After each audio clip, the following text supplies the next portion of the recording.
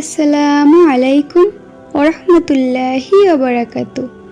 আজকে আমরা আলোচনা করব কুরবানির কোন পশুর বয়স কমপক্ষে কত হতে হবে ও একটি কুরবানির পশুতে কতজন ব্যক্তি ভাগে কুরবানি দিতে পারবে।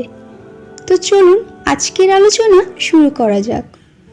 হাদিসে কুরবানির পশুর বয়সসীমা সম্পর্কে বলা হয়েছে, উট কমপক্ষে 5 বছরের হতে হবে, গরু ও মহিষ কমপক্ষে 2 বছরের হতে হবে, আর ছাগল, ভেড়া ও দুম্বা কমপক্ষে 1 বছরের হতে হবে।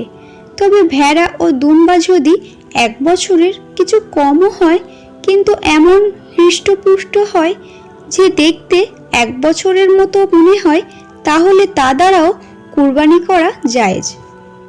অবশ্য এক্ষেত্রে কমপক্ষে 6 মাস বয়সের হতে হবে এবং ছাগলের বয়স 1 বছরের কম হলে কোনো অবস্থাতেই তা দ্বারা কুরবানি জায়েজ হবে না। এখন আমরা আলোচনা করব একটি কুরবানির পশুতে কতজন ব্যক্তি ভাগে কুরবানি দিতে পারবে। হাদিসে এ সম্পর্কে বলা হয়েছে, একটি ছাগল, ভেড়া ও দুম্বা দ্বারা শুধু একজনই কুরবানি দিতে পারবে।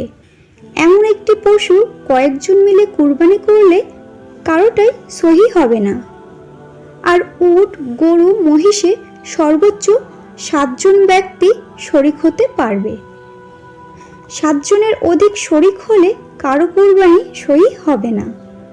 আল্লাহ তাআলা আমাদের সকলকে সঠিকভাবে কুরবানি করার তৌফিক দান করুন। আমিন।